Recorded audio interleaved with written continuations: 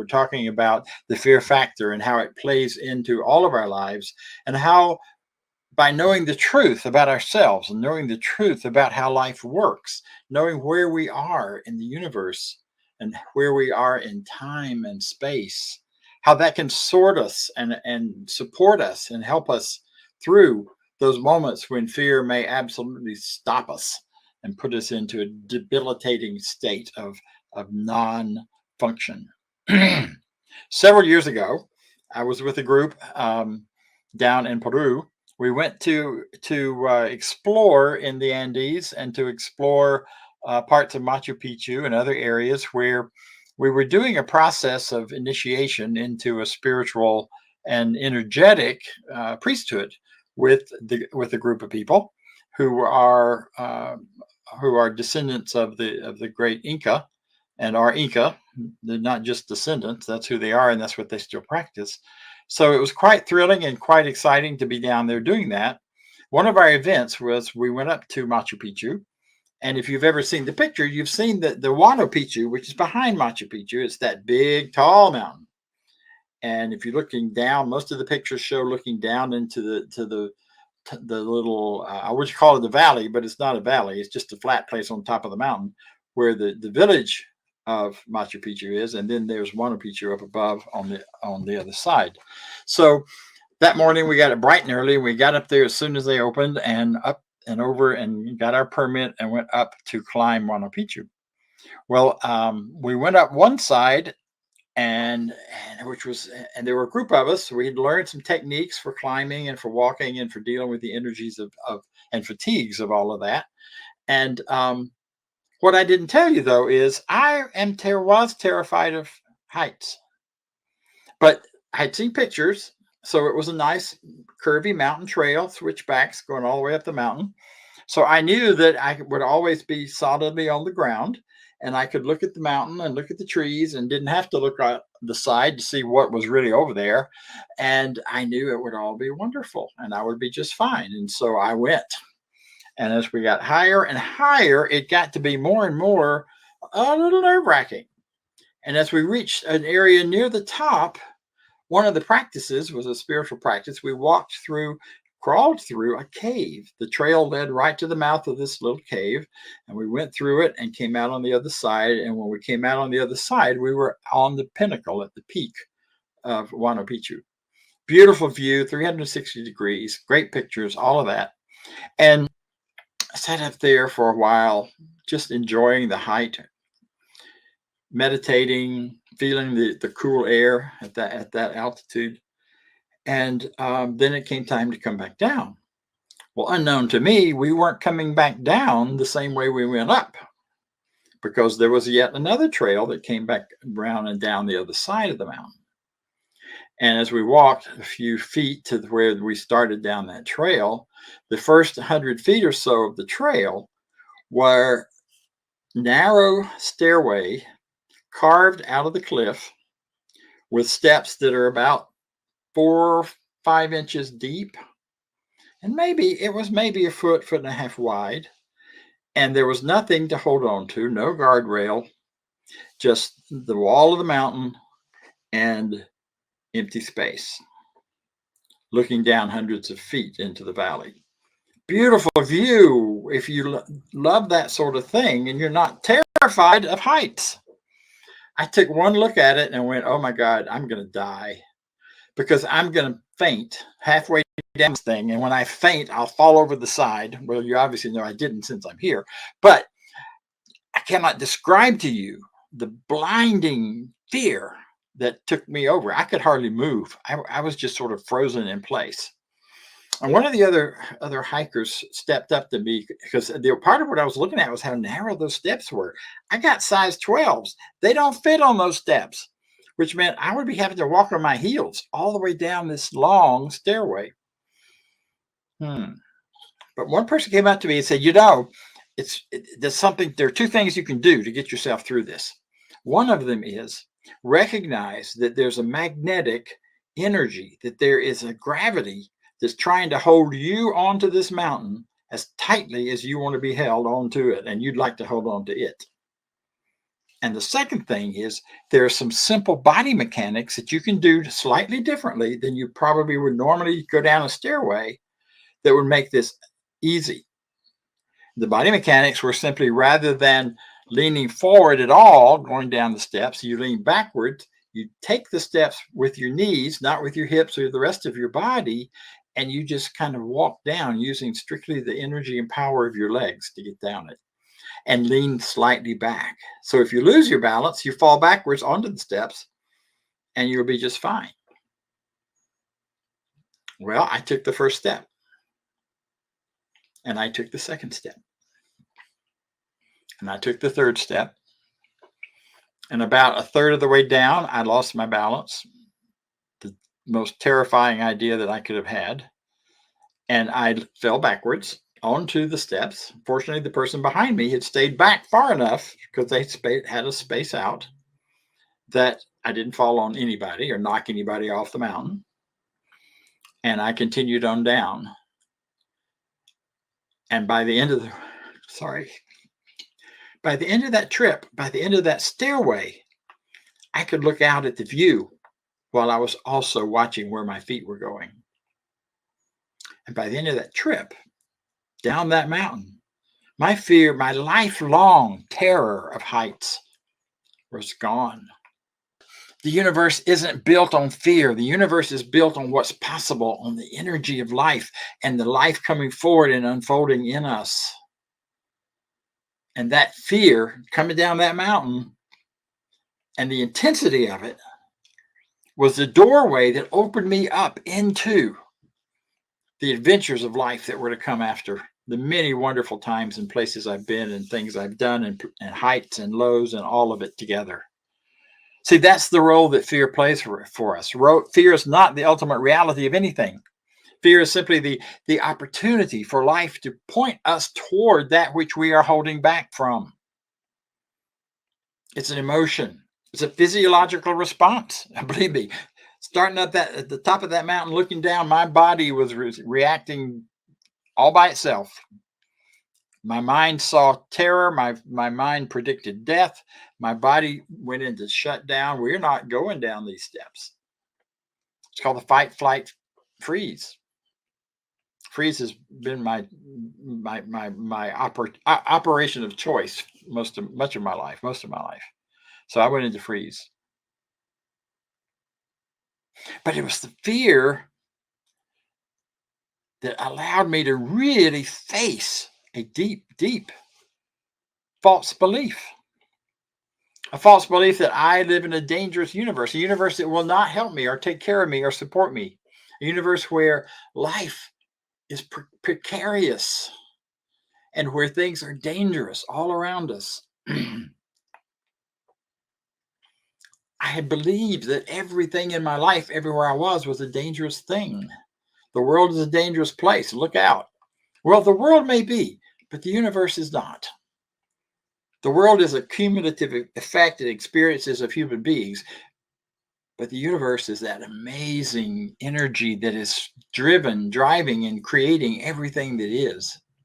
So rather than an experience of falling off a mountain, I created an experience of conquering that mountain and feeling so joyous and happy, and I still feel it talking about it. It was wonderful. It brings tears always. See, what fear does is invites us to pay attention.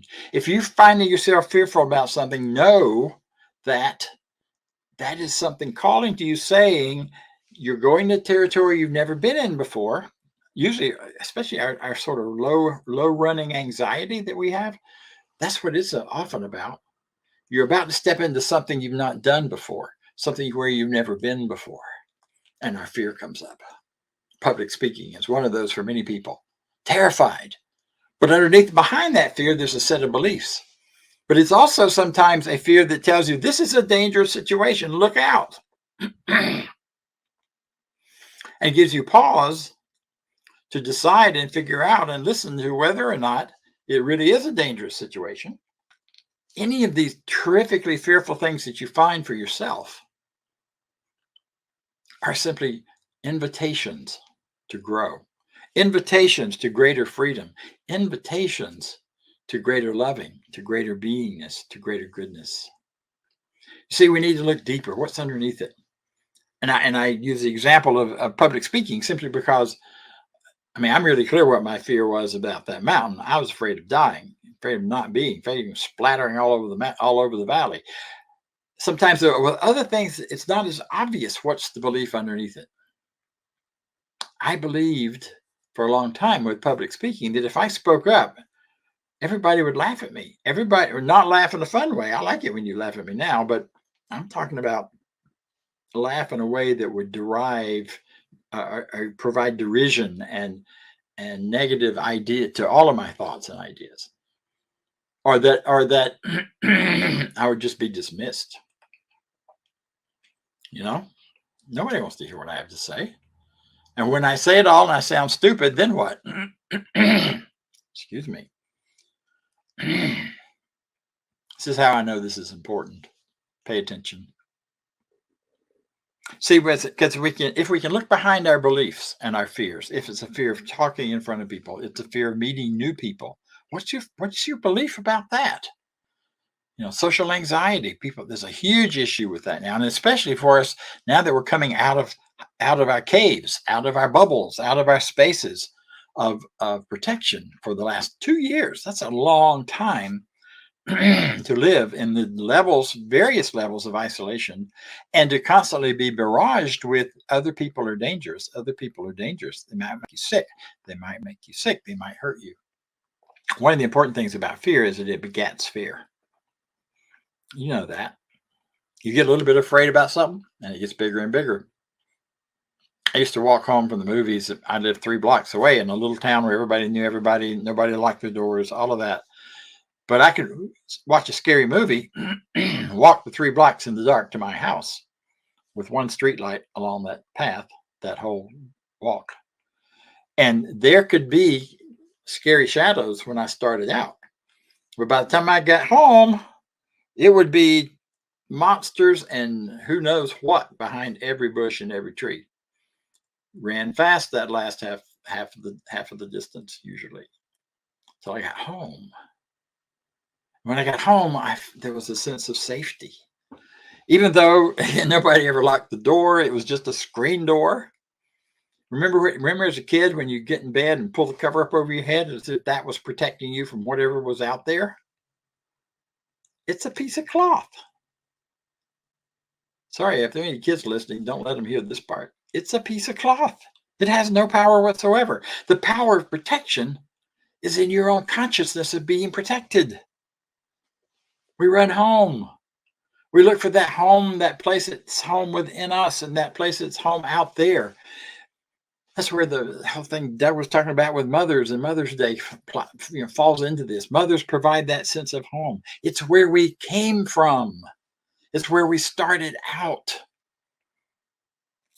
And our mothers provide this safety, this sense of, the boogeyman can't get me if I'm in mama's lap. Now, I know there are lots of experiences other than that. And you may be right here ready to tell me that I just don't know your mother, right? Goodness knows how many hours of psychology do we pay for, and counseling and therapy dealing with our mothers.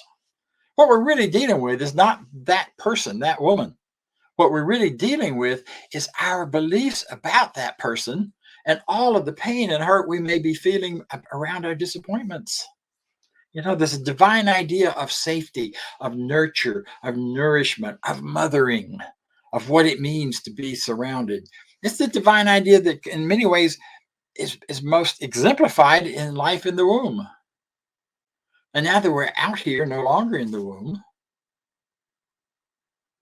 we find all sorts of disappointments and hurts and anticipations and ways that we thought things should have been. And we have to work with those, and we have to heal those. And I'm not saying there's anything wrong with you if you have mother issues. Goodness knows I've spent a lot of my life working with that. But they were mother issues in me, not mother issues in my mother. She had her own set, but those are for her to deal with. Mine are for me. And so it's such a, for me, it was a very freeing thing the day I realized that my issues about mothering were not about that woman who was an amazing, brave, and powerful lady who may not have had enough resources to give me everything I needed or thought I needed or wanted. But hey, I'm here. She gave me enough. While she was dealing with being 20 years old with two kids and her husband passing away and no resources and no skills, from there to going back to school and getting everything she needed and teaching us and taking care of us and protecting us and taking us out of anything like the kind of difficult situation we had lived in. Nothing but love and praise for her, the woman. But that was wholly separate from my issues about mother. Can I really trust the safety and the support and the love of the infinite, of the God within me, showing up to bring me comfort and safety, to stand with me and walk with me down those dark roads where it looks like there are boogeymen everywhere and there's only God and truth within me. This wonderful teaching of ours, The Science of Mind, is a teaching which says that we are on the path to empower ourselves to look at any discordant fact straight on, fully recognizing it, fully realizing what's there, fully feeling the feelings that go with it in any situation. And when we do that, knowing something better, looking at it honestly and long enough and hard enough to know better. I had to look at those steps long enough to know that I could get down that alive. Everybody else had. And we love that idea that if one person can do something, then it's available within everyone to do that. Doesn't necessarily mean you want to do everything everyone else does, but you have the power within you. So we look at any discordant fact clearly and directly until we know better.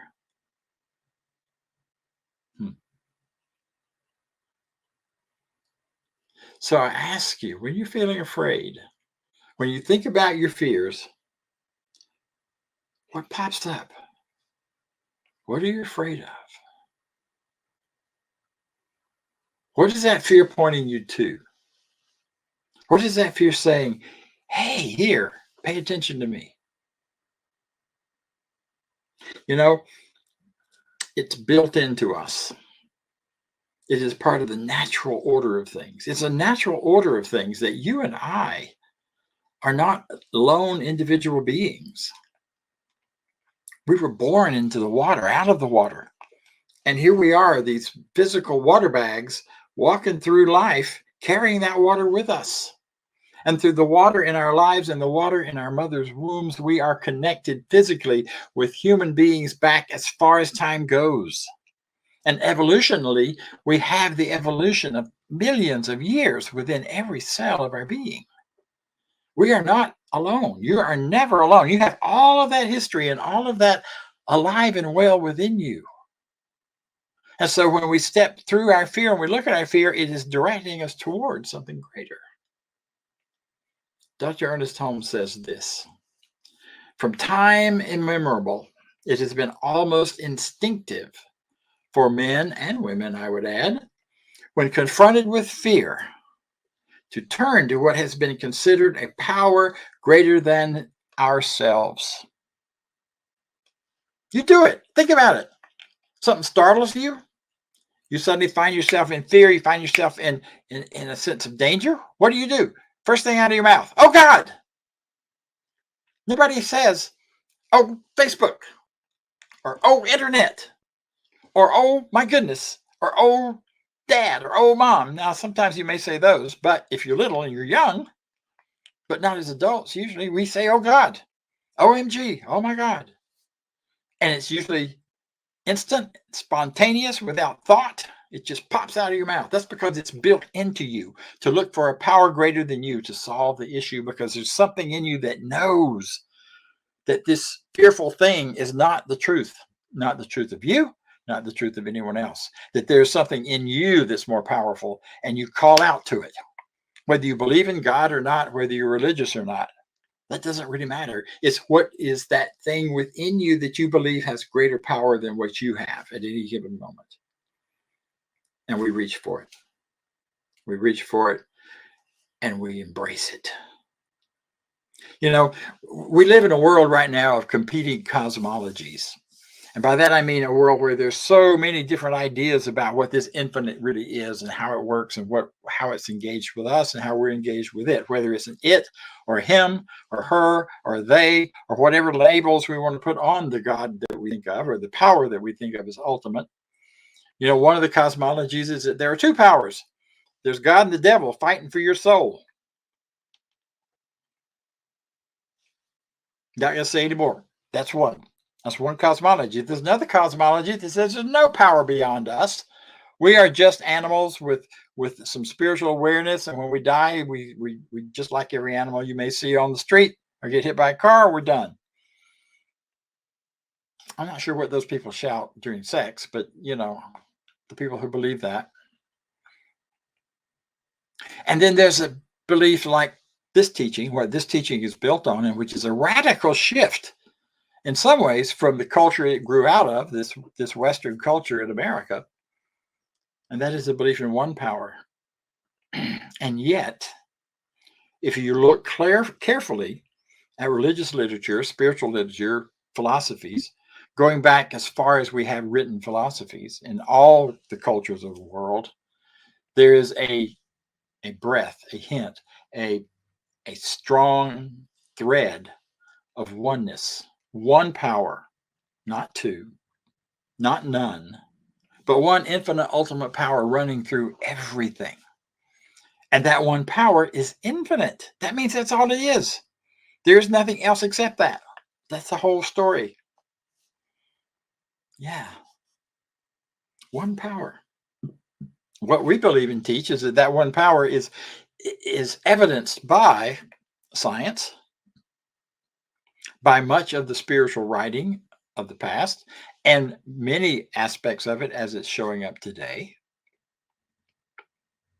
You know, beginning with the whole thing about birthing, and the fact that at a birth, you just separate from the mom and you bring the water with you that you learned and that you developed in when you were in the womb, and you carry it with you. And if you're female, you pass it on. And if you're male, you support the passing it on. And on it goes. So see, we are all connected in this one energy, this one power. There are not separate places and separate powers. There's just this one. And this oneness is when you can have a sense of it, when you can feel the presence of something more than you. You know what I'm talking about. When you get quiet and you meditate and you allow the energy of you to suddenly feel it expanding past your skin, not being real sure where your skin stops and starts and where you become a larger being. You start to tap into that awareness of you as the larger being, the greater being. That oneness is what allows us to move through our fears, and that power to activate our thinking and our thoughts. When I was simply a psychologist working in, or not a psychologist, but a psychotherapist working with families and working with individuals, I taught something called that when facing the fear factor, what you do is you name it, you claim it, and you dump it. Well, I don't believe that anymore. When I added the spiritual dimension that has come with this oneness teaching, the science of mind and spirit, it's name it, claim it, and replace it. You name it. You got to name what you're afraid of. What are you really afraid of? Take some time with yourself. You're the most important person in your life. You're the only one that's not ever going to leave you. So take some time with yourself. Take some time with yourself and ask that question. What am I really afraid of? As I've gotten older, some things that I didn't used to be afraid of, I'm afraid of now and showed up. Afraid that life is winding down. Afraid my body's going to trick me by showing up with some strange thing I didn't know I could ever have. Those kind of fears pop up. You can walk through them. You walk past them. You get to know them. You recognize them. You make friends with them. You claim it. This is my fear. Just like I said, my mother issues are my issues. They're not her issues. They're my issues. She may have had some behaviors that helped them be there, but the truth is they're my issues. I'm claiming my fears around support and nurture. I'm claiming my fears around deep trust in life and in myself. Because unless I claim it and take it within me and recognize that it is already within me, then I don't have any power to do anything with it. That's why that whole naming thing in the Old Testament is so important. We name it, we can have power with it and over it, and we bring it to us. We name it, we claim it, and then we replace it. Not by continuing to see it as all there is, but by stepping above, outside of that perspective, into a place where we see that there's more energy here going on. And it may come as like it did for me at the top of those steps, with someone just whispering in my ear, here's how you do this. Or it comes when you recognize that there's more to you than all of your fears. There's more to you than all that you've experienced up until now. There's more to you than you have yet to know, but that, and will continue to know more and more and more. The best is yet to come, kind of an idea. That's where the fear to faith that Doug talked about is a process that we do, where you take a real look at this, and then you think about, what is the God idea behind this? What is the ultimate idea, the truth idea that is the antidote to this belief I'm having as a result of my fearful experience? And you take that antidote and you think about it and you work with it and you affirm it and you reaffirm it and you build that faith. Fear is the antithesis of faith. Like faith, fear may be conscious or subjective, but it can only be eliminated. It must be removed, both consciously and subjectively. Ernest Holmes. See, that deep awareness. Some would say that fear is simply faith in what you don't want, or faith in what you dread most might happen. And simply replacing, not by replacing that energy of trust, but turning that energy of trust, which we call fear, toward that energy of fear, toward a faith in that which we desire to see happen, that which we desire to have and to be and to be part of, our deep, deep connection to life that never, ever can be broken. It was here before you showed up in physical form. It will be here when you're long gone. As part of you, you will continue. It has continued and will continue. So we turn away from fear. We turn to love. We replace our fearful beliefs little by little. And that's what this teaching is all about. Change your thinking, change your life, change your beliefs, and everything will shift the other way. And not talking about blind faith here. We're not talking about a faith that is blind and just goes forward regardless, but based on experience, faith that has been built up over time. When I come to the end of the light that I have known, think about that, the light that I have known, and step into the darkness, my faith, my knowledge, my experience, my knowingness that is far beyond anything that can be seen or pointed to, tells me my feet will either find solid ground in that darkness or I will fly. Either one, I'll take it. Because I'm wonderful, you're wonderful, so it is. Thank you for listening.